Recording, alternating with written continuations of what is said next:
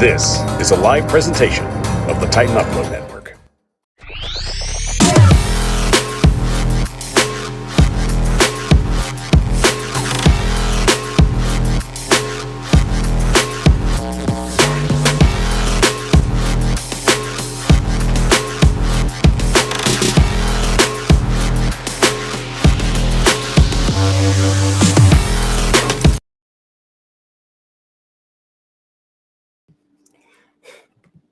The Power Hour is on the air, live streaming to you on YouTube, Facebook, Twitter, and Twitch.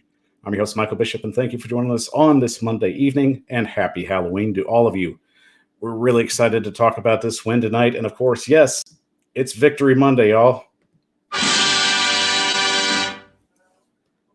So very glad to get this division win under our belt. Very happy that that's finally going to be a situation that makes it a little easier for us to move forward in the division race. But, of course, before we get started, we've got a special guest joining us tonight. Joining us from Let's Be Real Podcast and Let's Be Real Media, it is our good friend, PShark. PShark, welcome to the show, man. Hey, thanks for having me again. Always glad having you on, man. Once again, happy Halloween to you as well. So we have a full slate of just NFL news going on. So before we get started, one interesting tidbit that's definitely eye-catching, the Titans end up waiving Ugo Amani from the 53-man roster. So really it leaves three predictable situations what could happen. They're either bringing someone from the IR, somebody's being moved up from the practice squad, or potentially maybe a trade may be in the works. So what do you think might be the likeliest of any of these possibilities right now?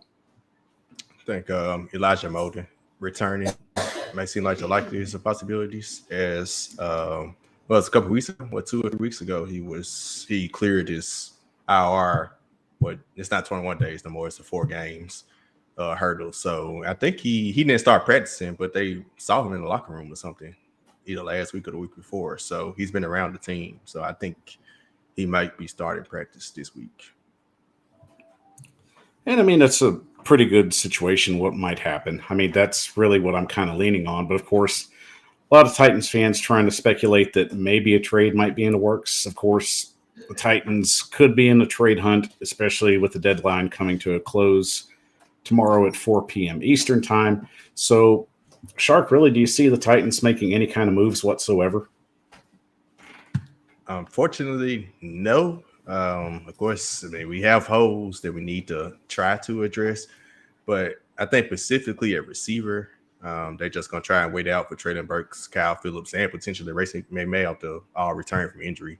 As for offensive line, they've already made a trade. They made a trade for Dennis Daly. I think they traded a 4th-round pick to get him. So I don't see no trading another pick to try and get another tackle, no matter how bad he is. They either going to try and roll with him or try and switch around on the offensive line to make it better. But I definitely don't see an offensive line trade. Receiver potentially, but I think they're going to try and just wait until the injured guys return. And that's probably what is going to happen more than likely. I think the Titans are going to stay put. I think usually at this point in the season, they're happy to just kind of pick the discount bin, so to say, when it comes to players. Retrospectively, I do think it's just a lot of money to invest, especially in a receiver coming off one of their rookie deals coming to a close. You would expect that they'd want to get an extension on a contract to probably stay long-term. So I would think that might be a situation that kind of ties in with any of these trades. But just to play devil's advocate, because, got to have a little speculation, got to have something to talk about. So realistically, we know it might not happen. But who would be the best fit coming off this trade deadline for the Titans? Let's say if anything happened. I would say Jerry Jeudy. He offers the route running ability, and I thought he was the best receiver in that draft. So I still believe that potential was there for him to unlock. I know Chase Claypool was a name heard. I haven't seen Chase Claypool has had the moments, but I haven't seen enough just to really truly go to try and make a trade high pick for him. And Elijah Moore, I know he was high. A lot of people were high on him coming to the draft. I don't think he fits where we'll probably want, as we're trying to get receivers that want to block. Apparently, so I don't think he's going to fit that mold. So he'll probably be between the other two. I would prefer Judy over Claypool, unless you can get Claypool for a lower draft pick, like a 5th round or something. But I doubt it. And as we agree, I think it's going to be a very quiet trade deadline. A lot of other teams, I definitely see some moves, shaking and baking, wheeling and dealing, just that kind of situation. So Titans will probably stand put, and if they do get anybody, it's out of the discount bin. That seems to be the Vrabel way right now. Yep. Shout out to Mom for joining us on the show. Always great seeing you. Love you. Mean it. Happy Halloween to everybody. Lou Man's definitely on the show. It was Chesney. Good seeing you, buddy. Our buddy Ryan Harris from the Jump Pass podcast. Shout out to him. Great seeing him on the show. And Ryan, I agree with you. Of course, the show's working on Monday. I know we had our technical difficulties. It worked out. So just happy everything's working tonight. So just had to shout a little bit and get some frustration out. So we're running. Everything's good, and we are good. It is going to be a fantastic show tonight. So shout out to everybody who's in the chat. So PShark, let's go ahead and hit the top news, man. I'm ready to talk some football. That's good. Jumping into the top news, welcome to the Power Hour. I'm your host, Michael Bishop. Let's hit it. And of course, as we've been talking, the trade deadline is tomorrow morning at 4 p.m. Eastern time, and there are a lot of deals that are potentially going to go down.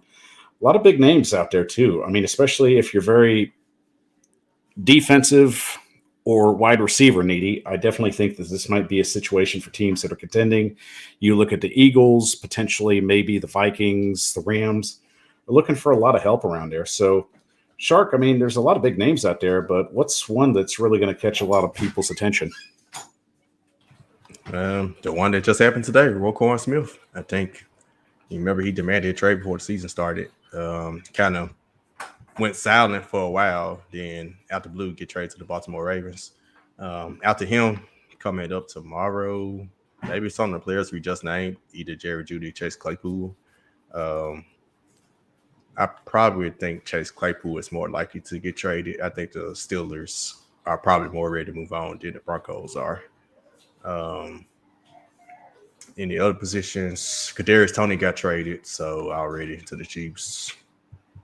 I don't think Kenny Galladay, nobody's taking on that contract, so he won't get traded. So, yeah, I say Chase Claypool is probably the next name I could see. And of course, another team that definitely is having a fire sale right now is what it would appear.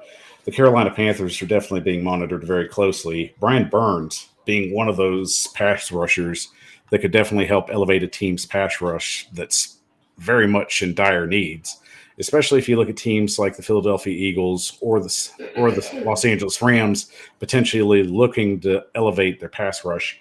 So really, Shark, I mean, those are just two teams in my mind, but who do you think that Burns might fit in with a better scheme?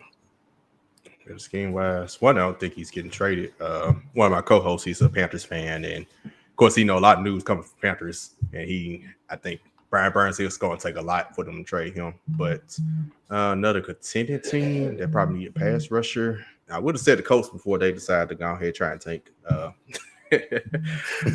me think of a team of contenders. He said the Rams and the Eagles. The Eagles already got they went and got Robert Quinn, so I doubt they about to make another move like that. Contending teams, not many contending teams out there. Maybe the Vikings. I can see them kind of working in their system. They can use another like pass rusher that can help their defense out while they're in the running.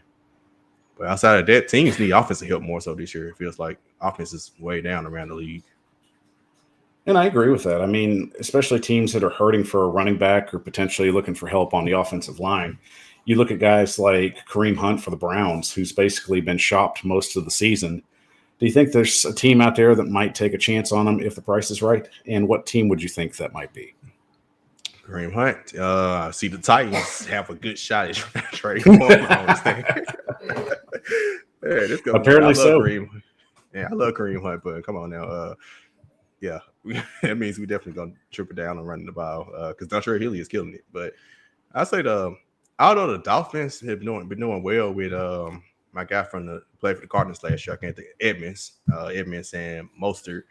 Both of them are injury-prone players, so I could see them possibly making a move for like a Kareem Hunt, who is a more of a power back anyway, who can get those tougher yards, while both of them are more like speed, elusive type of backs. So I say the Dolphins. And I would agree with that. I mean, the Dolphins are definitely looking for a little bit of extra edge, so that's definitely a trade that would definitely make sense in my mind. Four Phonies definitely agree with you. Burns will cost a lot to kind of make that move, but I won't rule it out because there's always somebody that potentially overpays, especially if they're desperate in that sense. But Titan Pratt brings up a good one, and that would be DJ Moore. I know he's also another player that's going to demand a lot to get him to move off of the trade block. But as I said, just speculating and just kind of just kicking some ideas around, what team does Moore fit in with the best if anybody makes a trade for him? Same thing. My co-host, I had to keep saying DJ Moore is the key piece of their future that they're going to try and build around. But the Titans, easily, there's no other team I'm thinking about for DJ Moore. Perfect. Seamless fit. And I have no argument there, but free agency definitely looms tomorrow, and it will be a big part of the news cycle. And unfortunately, it's part of our news cycle, so there's a lot of trade stuff to talk about, especially one of the upcoming ones that just dropped in the last couple of days. Alvin Kamara has definitely been linked with the Eagles, and it would appear the Rams. So Kamara is definitely a key piece that could help any team that's trying to get to the playoffs and probably get deep into the playoffs as well. I also forget to mention the Bills are another team that's possibly looking at him. So really from that standpoint, Kamara's not going to move unless the first round pick's given, and that's understandable. But out of any of those teams, who's the one that would potentially make that move? And would it cost a little bit more besides a first round pick? Maybe a fourth round next year, or maybe even a third rounder next year? Yeah, I think if it's a first, it's probably going to be a first only. If it's like a second, it could be a second and a fourth, kind of like when we traded for Julio last year. But the Rams seem more likely because I mean they don't care about draft picks like that, so they don't mind trying to trade a first rounder for Alvin Kamara.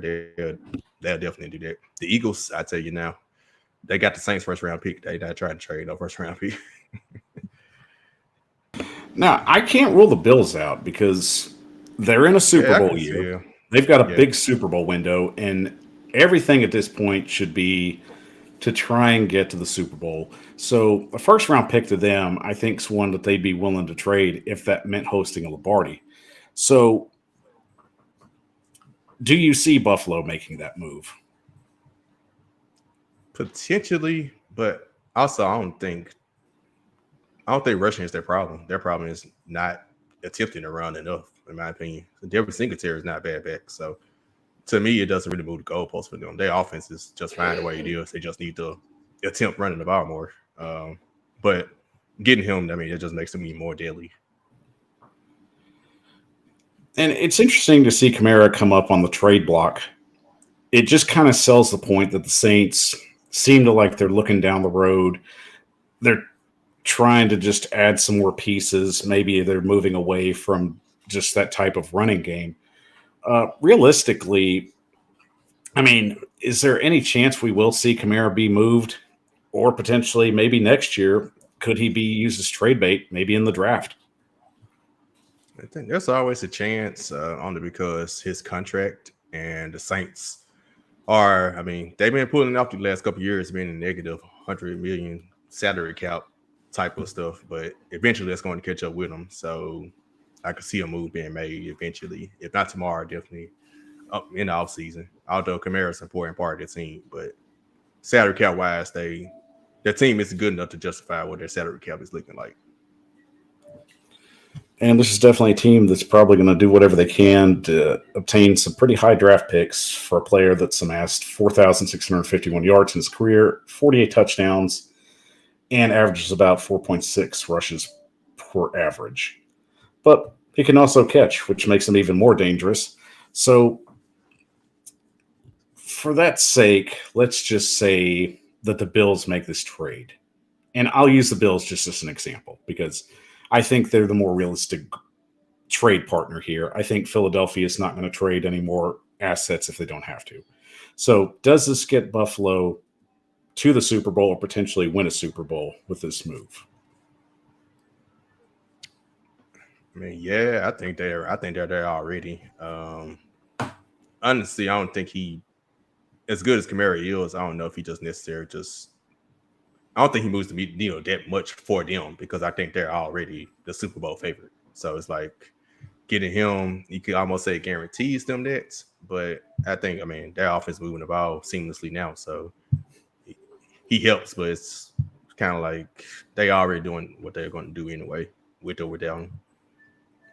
It would definitely be a rich getting richer kind of situation. Yeah, exactly.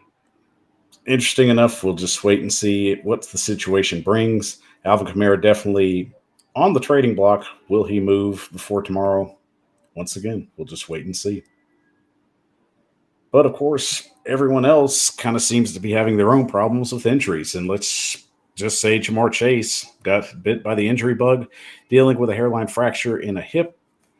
Will put him out between 4 to 6 weeks. And while the Cincinnati Bengals definitely have receivers to spare, their key playmaker being out for that amount of time definitely is going to be something they can't afford not to have, especially with a tough stretch down the schedule. So, PShark, I definitely have to ask, how's this going to affect the Bengals' playoff run chances? It definitely affects them, but all it really means is more targets for T. Higgins and Tyler Boyd. Hopefully, for my sake, Tyler Boyd is on one of my fantasy teams, so this does help me on that regard. Jamar Chase is on another one of my fantasy teams, so it hurts that one. But I think it's just more touches for them. Hayden Hurst, tight end, will hopefully he'll get more involved in the passing game.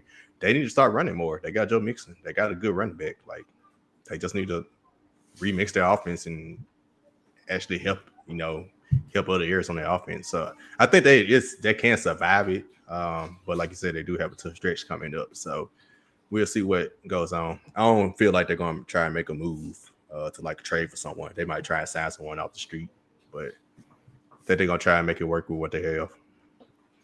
And I agree with that. I think they're content with who they have. But another great point you bring up, by the way, with the running game, the Bengals just seem to be non-existent with it. And really, is it just Joe Mixon getting off to a slow start, or do you think it's just defenses are just loading the box and giving them a hard time this season? I think it's them. They're not running anymore. I remember the game against the Dolphins when they decided, like, okay, we're going to try and get Mixon involved more. They did well. And also getting Mixon involved in the passing game because he can catch too. Once you give the ball to him in the passing game, they'll help out the running game as well. So it's just a little tweaks like that. I doubt the defense is loading the box too much with Jamar Chase and T. Higgins on the outside. So it's just them could like the Bills committing to running it more. Not to always put the game in your quarterback's hands, no matter how good your quarterback is. And let's just say, for the argument's sake, we'll say he's out 6 weeks.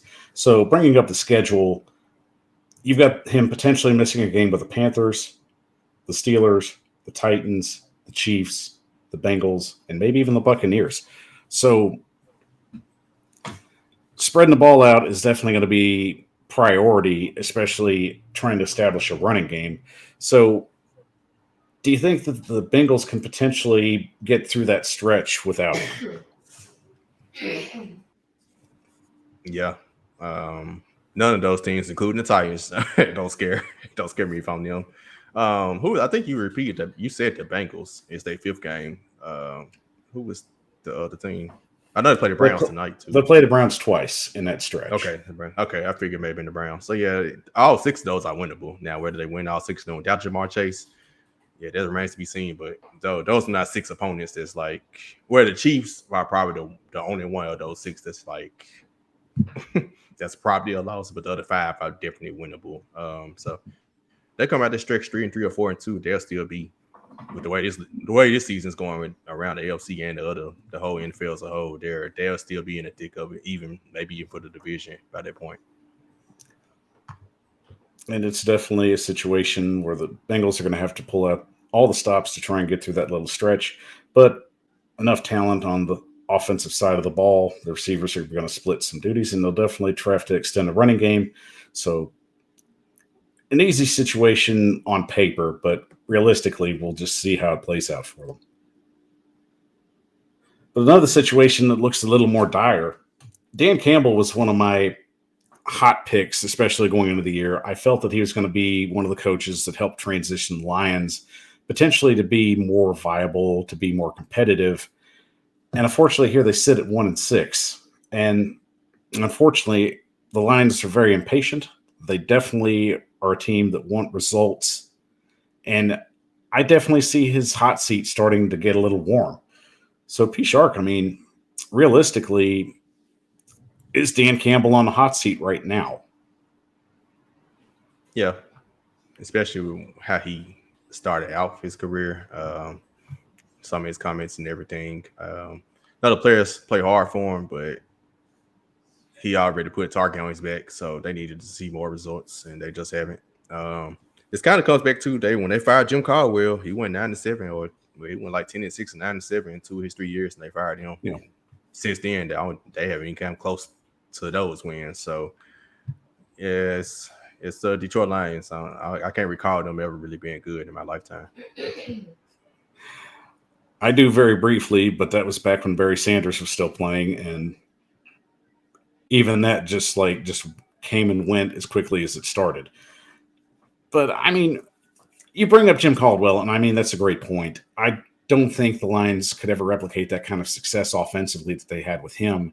And they were definitely trending in the right way. It's just, once again, they get impatient. They didn't get the results they wanted, and then just moved on to the next hot coach, which turned it out to be just an amazingly just unforgettable bust of a head coach in Matt Patricia. And now with Dan Campbell, it's just like you're just getting T-shirt quotes, but really, them T-shirts are getting ratted out, and I'm just tired of wearing them. I just want results. So, realistically, I mean, Dan Campbell seems to put himself in a position where it just seems like there's not going to be any kind of just leeway here. I think the Lions are going to be impatient again.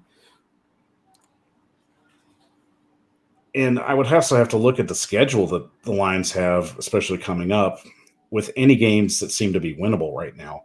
And you look at the schedule and you have the Packers, the Bears, the Giants, the Bills, the Jaguars, the Vikings, and the Jets just in that little stretch.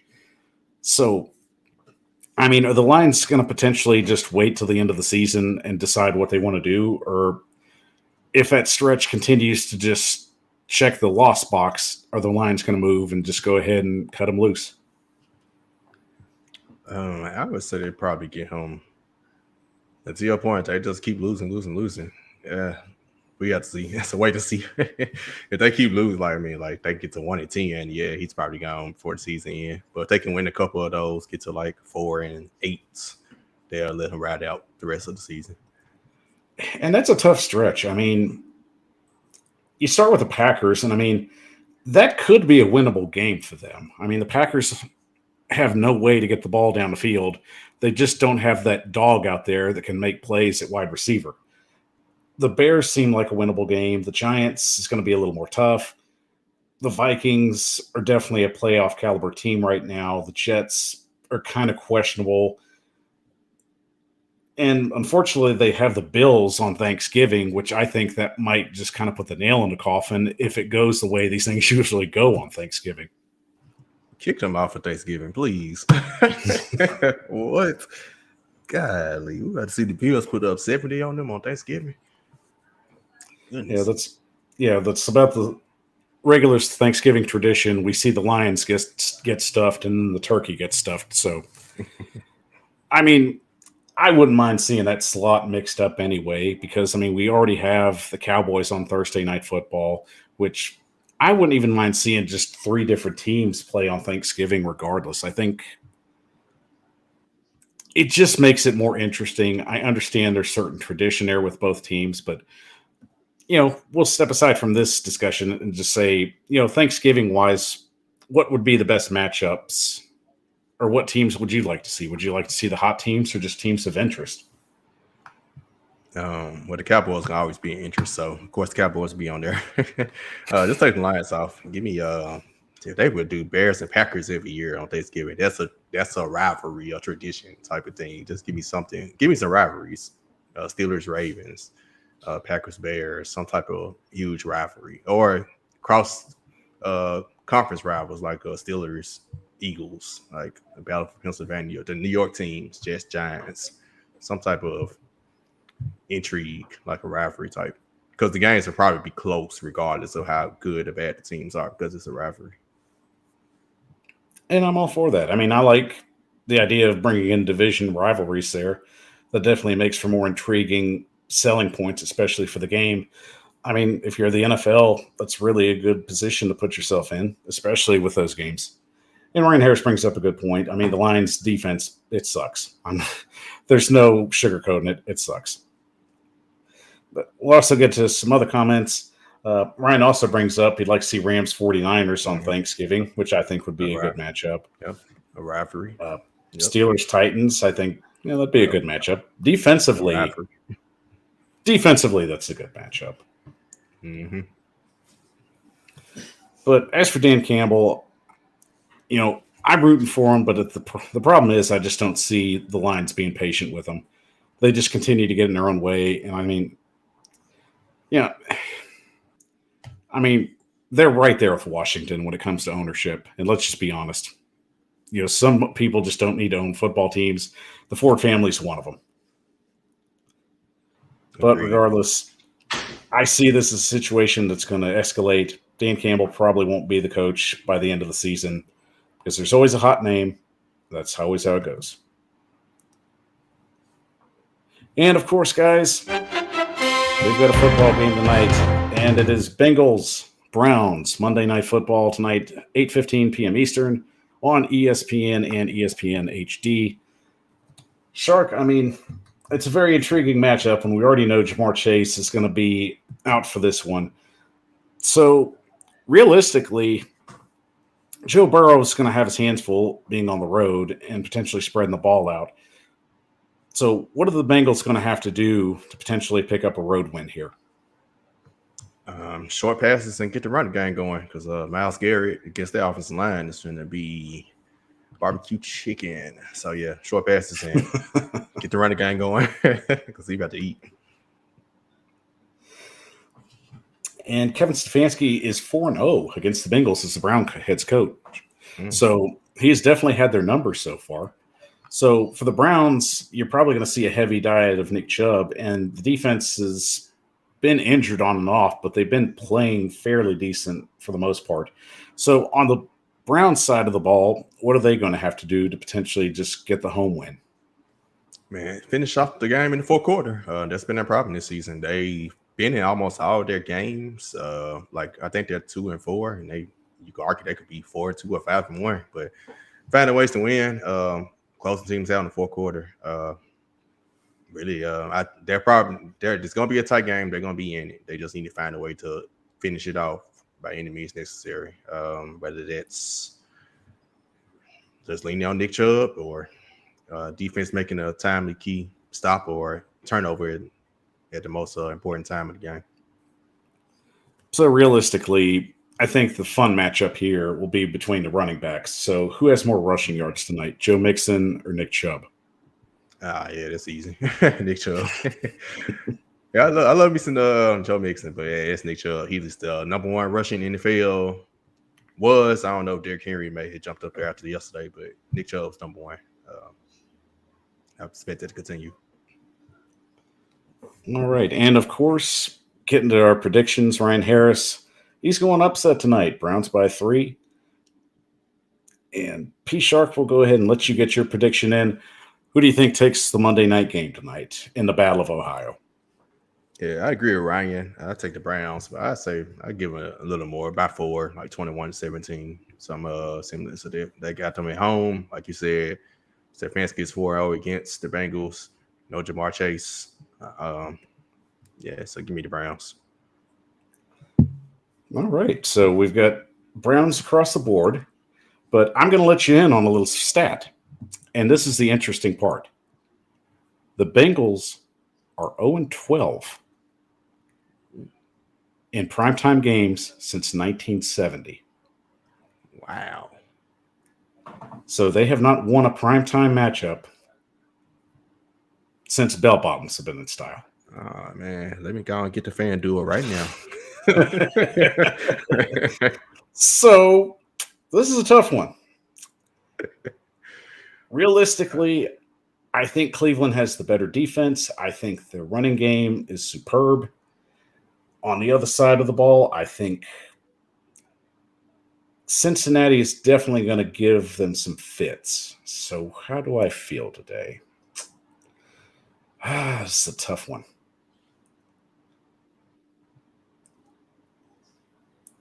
I want to go with the Browns. I really do.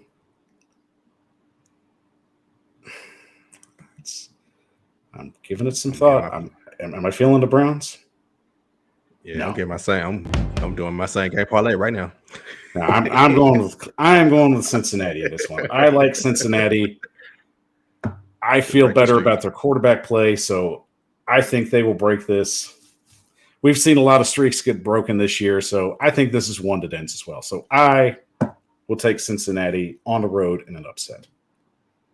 And we'll go 23-21. Okay. And Lou Man will go with the Browns as well. So we'll see how it goes. I mean, I think it's going to be a pretty good game. These teams hate each other, and I really think it's always interesting, just regardless. The Battle of Ohio just tends to put out some pretty good matchups. So, I think we'll see. All right, guys, we're going to take a quick 30-second break. When we come back, Titans, Texans. Good Lord, there's a lot to talk about. Not all of it's positive, but we'll find some positive if we have to. So, taking a quick 30-second break. I'm Michael Bishop with the Power. We'll be back in 30.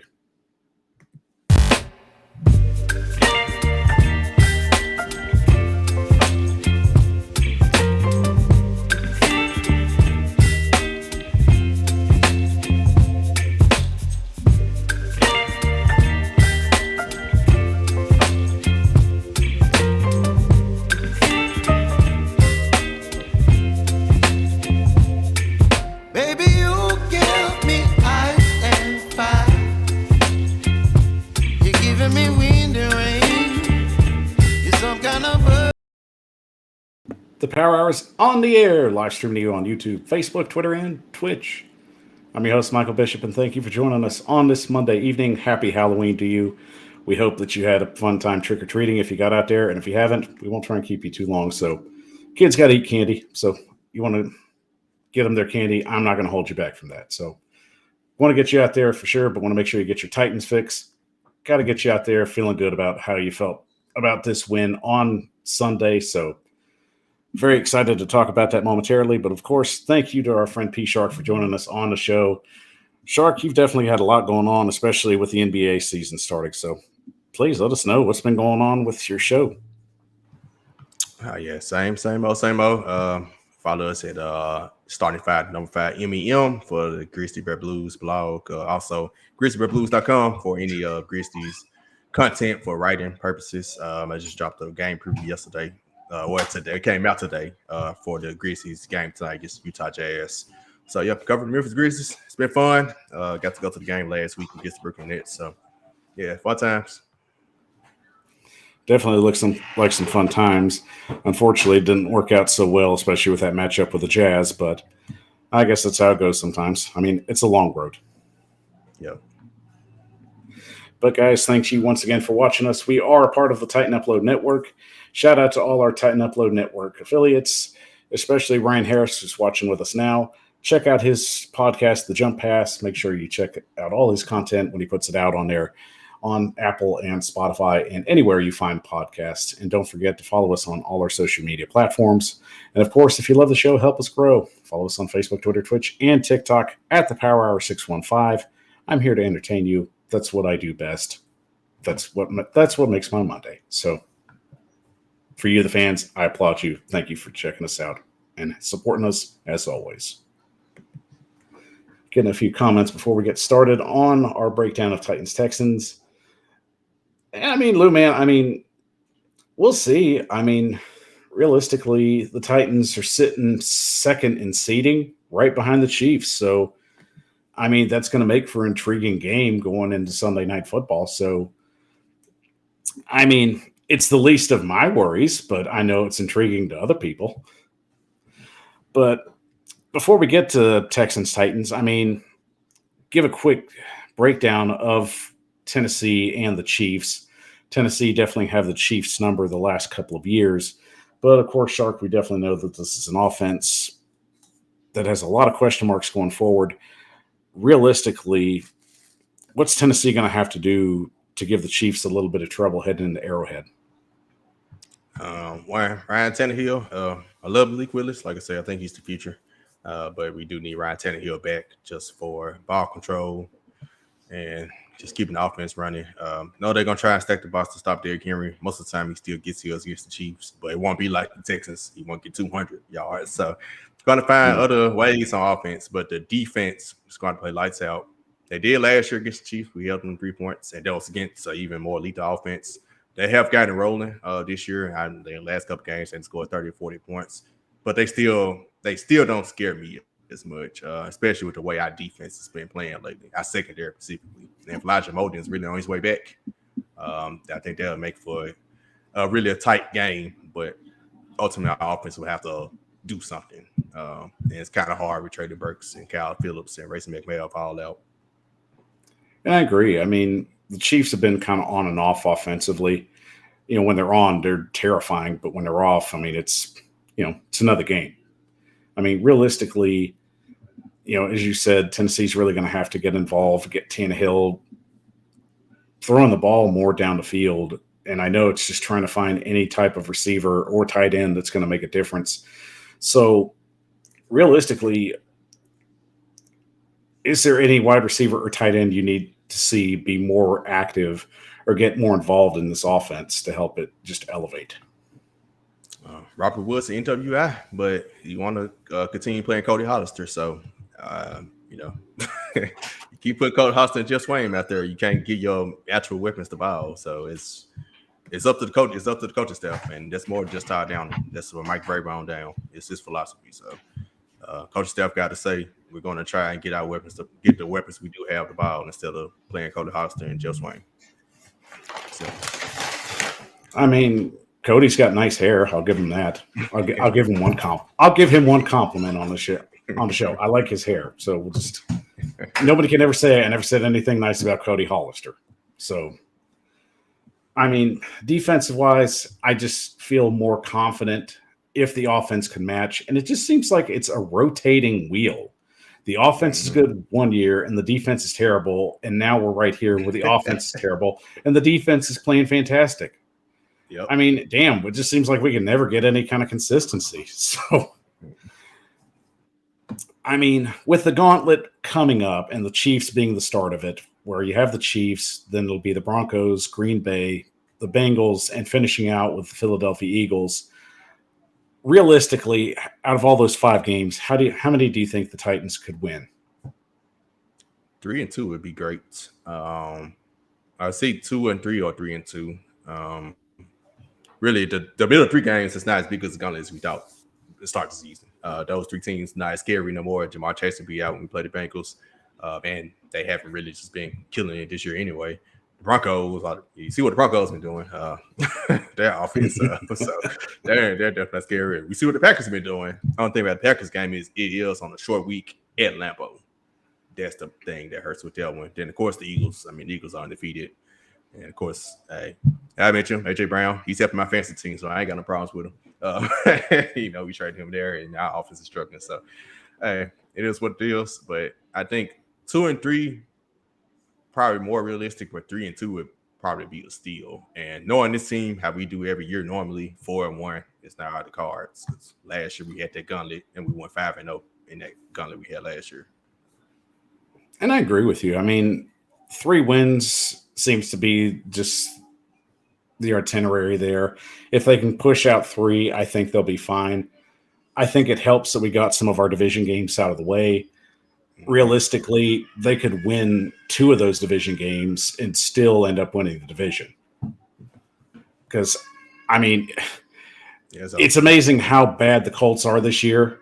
And I say that without any hesitation because I thought there was going to be some fight in the Colts, but there's not.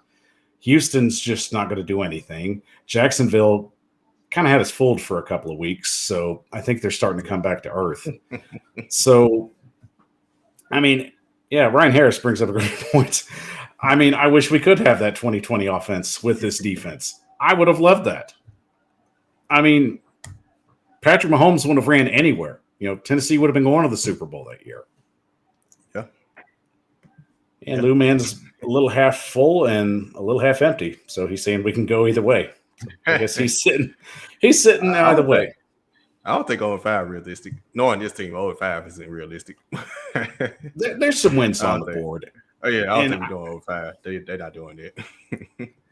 Like, the wheels would have to completely fall off. And then we're talking about, like, potentially moving up in the draft to get a quarterback. If it goes that bad, that's what I'm pushing. Our division too bad for that. We'll still be first place in the division. I know. That's one of the hardest arguing points because it's like every time we win, I'm like, damn it, Todd Downing still has a job. Hey, Vrabel's going. Not Vrabel. I love to win. I love to win, but I hate to lose. But this is a situation where it's like, damn it. Every time I feel like we win, it's like Todd Downing's just like smirking somewhere. I thought the same thing with Mike Mularkey, but John Robinson said you got an ultimatum. You got to fire Terry Robisky. Now, he ain't firing Vrabel, but I can tell you now, he ain't about to deal with Todd Downing another year. If he ain't deal with Terry Robisky, he ain't about to do this again. It's only a matter of time. And they won a playoff game, so I know he's not. Yeah. I mean, Tim Kelly's waiting in the wings. I just, he's that meme with the dude standing behind the tree. He's just waiting. I know exactly what you're talking about. Getting their comments in here. And Lou Man asks, baby feet going trick-or-treating, Big Mike's mom. Babies are going trick-or-treating. I'm just doing a show, so it's kind of dark, so they'll do a little bit, so try not to get them too much candy. He'll be up all night, and mom doesn't need that. Especially me. I want to go to sleep. All right, guys, let's go ahead and jump into it. Titans and Texans. It was a run fest. I mean, that's really all you can say. I mean, realistically, Derrick Henry just dominated. It's his fourth game against the Texans where he's brushed over 200 yards. I mean, if you look at owner of the Houston Texans, it's Derrick Henry. And, of course, the biggest storyline going into the weekend was Malik Willis was going to get his first ever start. That, of course, was broken by our own Titans Rossi. We got the news on Friday night, dropped that, and made sure everybody got that as soon as we had that from our sources. So big shout out to those guys. Shout out to Rossi, even though the national media won't do that. But I will, because I know what it takes to get out there and put out news. And Rossi did a damn good job. So shout out to him. There's your roses. But getting to Malik Willis, I mean, the expectation for me, PShark, was really low. I expected him to just be there, make a few throws, just kind of on the outside, maybe at the edges. Nothing too fancy. What was your expectation of Malik Willis heading into the game once you knew it was official? Knowing who our offensive coordinator was, probably exactly what happened. If we had a better offensive coordinator, I probably expected a little more creativity. But that definitely happened. And of course, Malik, he missed his very few opportunities he had. But kind of the same things that he had questions coming to the draft came out yesterday. His hesitancy to throw it, sometimes look one read and try and look for a running lane. Those things came up, but those things we knew, right, coming in. That's why I thought he would be a great fit for us, because he could sit behind Tannehill and learn. I'm pretty sure if Pat Mahomes played his rookie year at any point before the end of the season, he probably would look similar, because Pat Mahomes had the same deficiencies in his game. So I think Malik Willis, he was nervous. You got to take that into account. He looked very nervous. Like, even him, he threw that pick. He apologized to the defense. You could tell, like, this was the first game. He got a little nerves. I think if they passed it in the second half, he would did better. But it was no need to. The way we was running the ball was no need to. So, not the greatest debut, but it wasn't I mean, like you said, we had low expectations. So I didn't really, especially with our offense coordinator. If we had a better offense coordinator, maybe I would expect a little more. But you add in the fact we got tied down and calling plays, and we just already knew, hey, just do what we can to win this game. And I mean, you're right. He definitely had just some nerves about him. He looked nervous in the pocket at times. I mean, and that's understandable. I mean, it's really rare when you see a quarterback just run out and just be successful just in their first year of the league. I mean, we got to remember these are guys that are still trying to get the offense learned. They're trying to get their mechanics in. They're trying to learn the basic stuff, which is things Malik has to learn going forward. So those people saying that Malik was going to take this job from Tannehill year one, I'm sorry. That wasn't going to happen. I've never seen a quarterback that misses the basic fundamentals and just comes out and beats a guy who's been doing this 12 plus years. Right. But realistically, if I had to start him, and I said this on Rossi's broadcast on Friday, this was the game to start him. Bingo. I didn't have a lot of worries here. The Texans' defense was putrid. Their offense without Tim Kelly is putrid.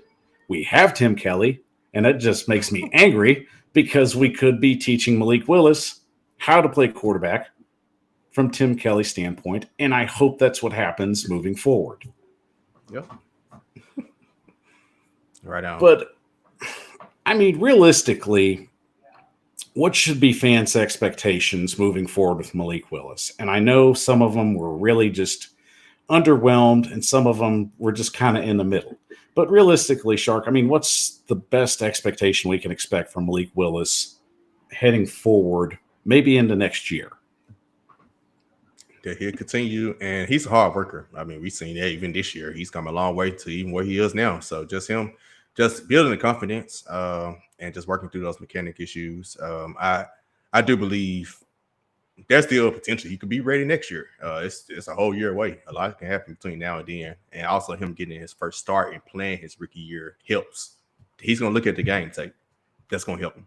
Film room is going to help, right? He's going to look and see, okay, I was hesitant. I should have just do the ball. Like, it's a lot of things that he's going to work on. A lot of it is like confidence, but I think he'll be fine. We'll see. It potentially be ready next year. It might be 2 years, right? It might be the year after next, but we already – the same fans like me and you and Ryan and Ty Rossi and everybody Times Upload Network, we all knew. Now, one of the more crazy fans, people like Jared Stillman's of the world and all that, they're gonna have their reactions, but fans are not gonna be realistic. So it's just what it is. Exactly. And I mean, the two key factors, though, that I think will make or break Malik are the following. And first off, it's got to be a reestablished offensive line. Next year, the offensive line needs to be revamped in a major way. And whether they decide to keep Nate Davis, whether they decide to go out and sign guys in free agency and bring them in, that is the key component in making sure that Malik Willis will have success. Imagine if Derrick Henry had an elite offensive line. That's scary as hell. Mm-hmm. If he can rush 200 yards with this offensive line, imagine what he could do with one that actually has Pro Bowl caliber talent. Yep. And that's not a knock on the guys that are doing well. Nicholas Petit-Frere, Ben Jones, you guys are fine. You're doing fine. Keep doing what you're doing. Everybody else, I need you to step up. I'm watching these things, so y'all need to be stepping up a little bit. And, of course, my second one, Tim Kelly has to do the grooming of Malik Willis. I don't want Todd Downing anywhere near Malik Willis anymore. That's like a McDonald's manager running a 5-star restaurant. It's just not going to work. The dynamics aren't there. Todd Downing's like vanilla ice cream.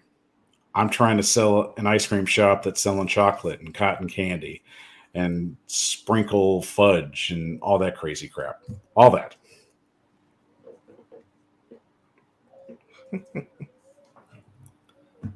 So realistically, I just think those are the two key points going forward to help get Malik Willis on the right track.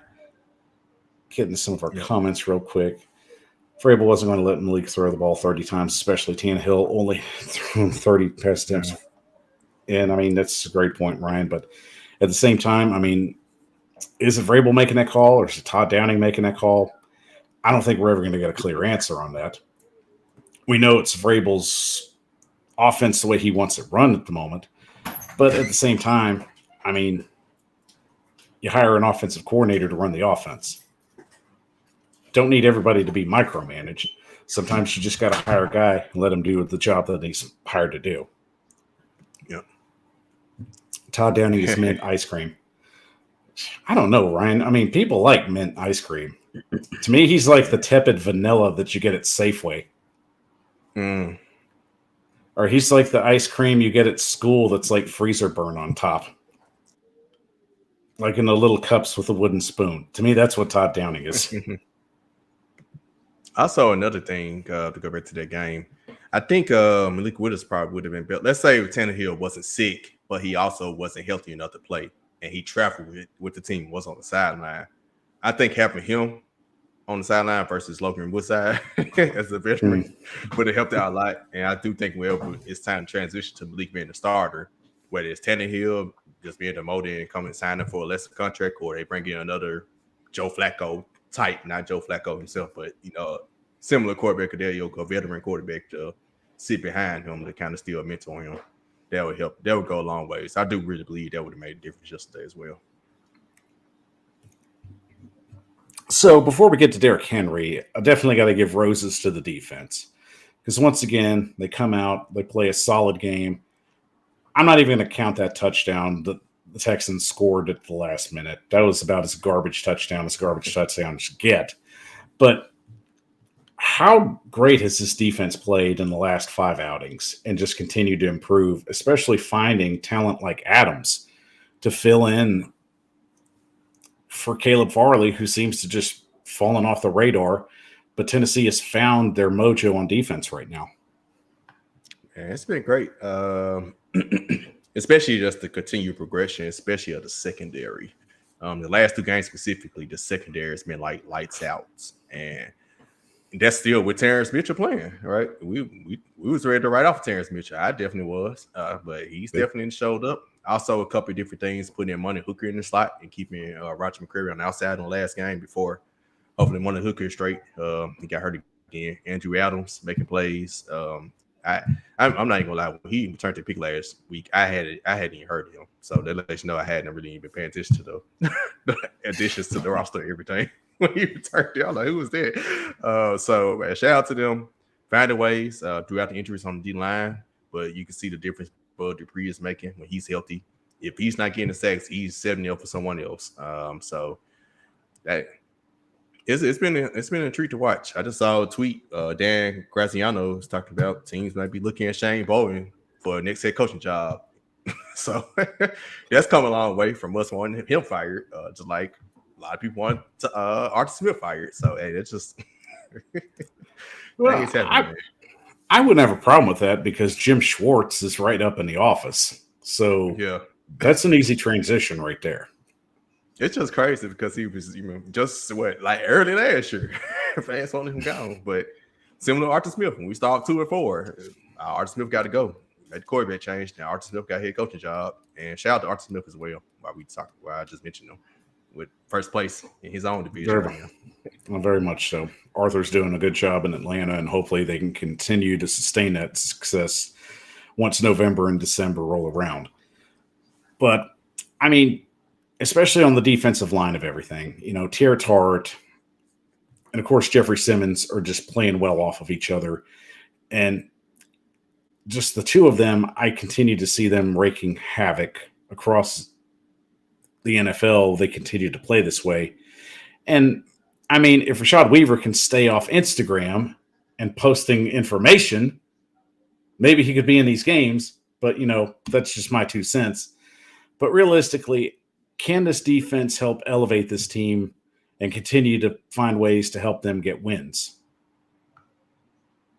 Yep, I believe so. I just think It's one of them just long playing processes. You got to hope that your offense, your wide receivers come back healthy, and the coaching staff starts making adjustments to call more creative plays instead of, like, I'm not about to mention these players I just mentioned before, but playing 3 tight ends and go to hostage on the receiver and trying to run the ball down everybody's throats every single time and grind out games. Eventually, your defense is going to tire out and give up a big play or two. So you can't depend on it to win a Super Bowl. But why bad division? Get to playoffs with this, yeah, that's probably happening. And that's definitely very considerable, especially knowing that this is a role reversal. As we said earlier, the defense is playing an elite level, but the offense is basically just tepid. And now, of course, we definitely have to bring up just the man of the hour, the guy who got it done, carried the team on his shoulders once again, Derrick Henry, rushing for over 219 yards, 32 carries, 2 touchdowns, and of course, breaking the all-time touchdown record now is in his possession. Shark, I mean, we could rave all night about Derrick Henry, but what makes him so special to this team? Man, just his playmaking ability, his intensity, just always willing to go, man. It's hard. It's crazy. It's crazy and not crazy at the same time. I expected him to get back to a certain level. It did feel like, I don't know, in that first run, the old Derrick Henry would have took that to a touch would have scored that. When he broke out that first run, they caught him from behind. He would have scored a touchdown next. I was like, he loses a little speed or something.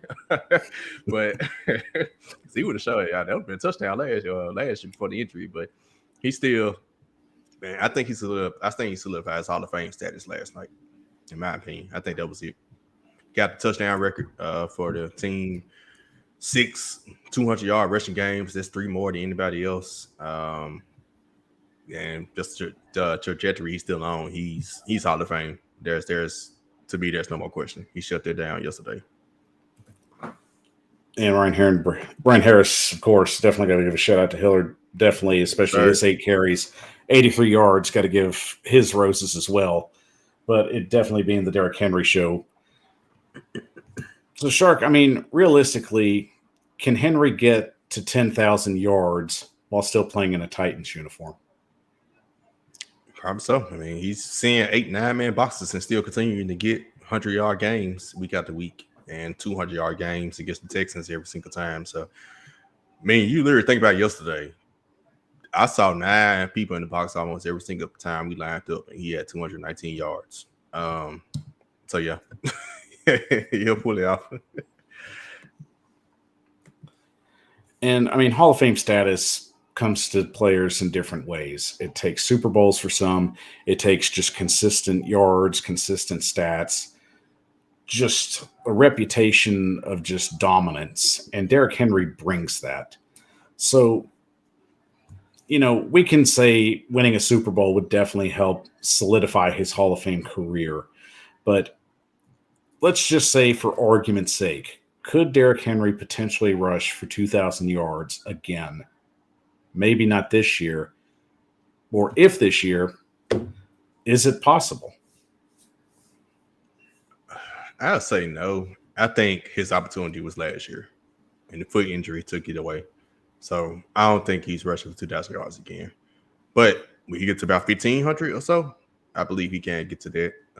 He probably will get to that this year with the way the rest of our offense is. But 2,000, I really think he was well on his way last year to probably breaking the NFL single season rushing record. But I think that's a tall task we want to get back to. Also, going to the future, I do believe that they're going to, train the Burks would get better. They're going to make adjustments to the offense, get rid of Todd Downing, and elevate Tim Kelly type of that. They're going to start modernizing their offense a little more, I would believe, after this season. And I agree with you. I mean, it's an offense that's eventually going to transcend into something else, especially whenever Malik Willis takes the helm. Consistency is going to be the key factor here. Derrick Henry's been the key cog in this machine to make it work. teams can only wish to have a Derrick Henry, and Mike Vrabel said it best. They have Derrick Henry, and that's a big reason of why they have success. And Derrick Henry just basically showed that once again that he's still relevant in the NFL, and he's going to continue to dominate as long as his body's going to give him the opportunity to. So regardless of whatever happens going forward, it's just always nice to enjoy the ride. And Derrick Henry is just one of those phenomenons that just comes out of nowhere and just breaks the mold for everything that you know about a position and just rewrites it. So to end the show on this, I mean, Shark will say, will Derrick Henry be a first ballot Hall of Famer by the time his career is over? First ballot for a running back is tough. But like I said, his dominance, he's saying, I mean, arguably 3-4 years in a row, he's the best running back in the NFL.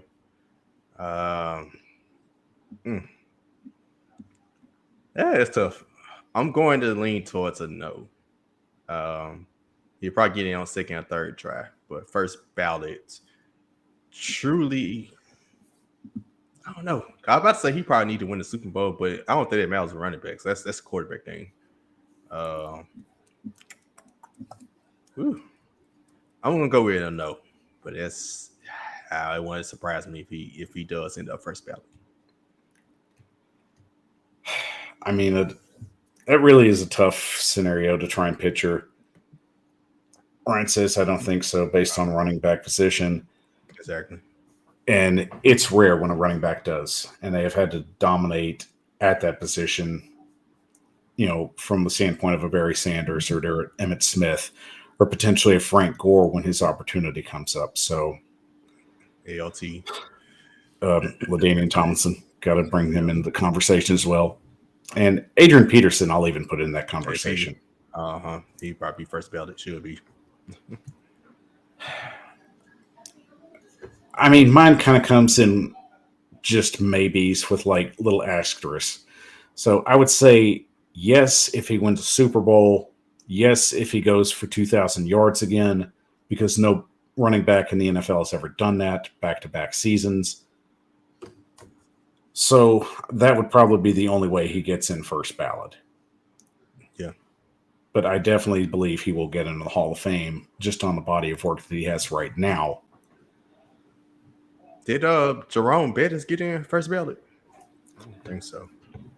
Or did he? I want to say no. I don't think he did. God, like he did. Derrick Henry got a shot. That's a good point. If the bus got in on one, and I mean with just one Super Bowl, I mean that's very much a possibility. But I mean, realistically, just the best thing we could do: enjoy the ride. Mm-hmm. Yep.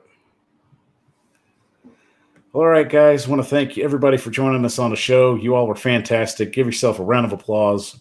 Always giving us some good comments and just being involved. You're the guys and the gals that keep this thing running. So hats off to you. Salute to you. Thank you once again for making the show so successful.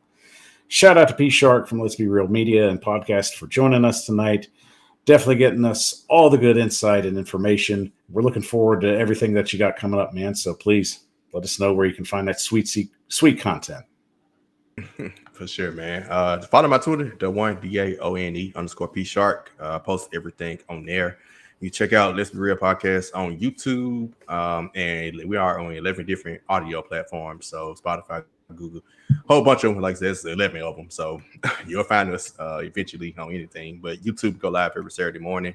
Might skip this Saturday. We'll see with University of Memphis homecoming. But live every Saturday morning at 10, and the episodes on YouTube after that. And also started 5 podcasts under SB Nation Grizzly Bear Blues. It'll be SB Nation Grizzly Bear Blues podcast network. That's where you'll find that podcast. We release every Monday or Tuesday, depending on the Grizzlies, how the schedule aligns. Because we record either Sunday or Monday, depending on if they play Sunday, play Monday, however their schedule aligns.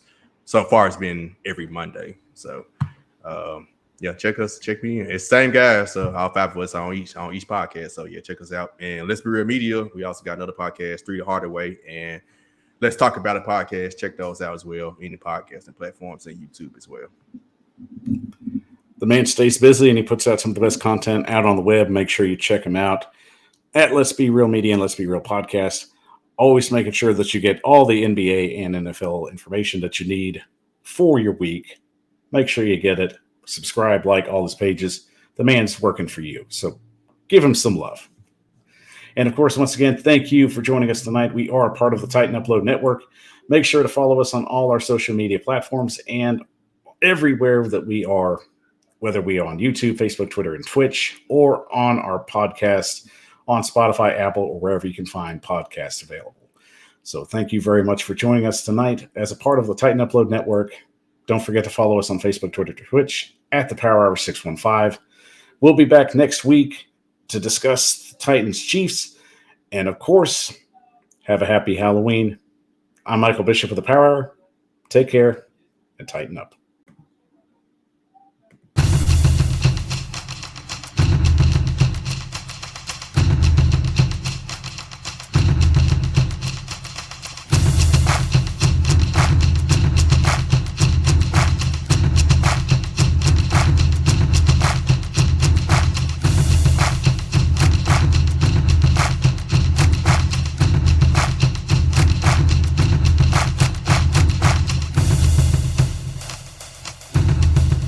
Thank you for watching this live presentation of the Titan Upload Network.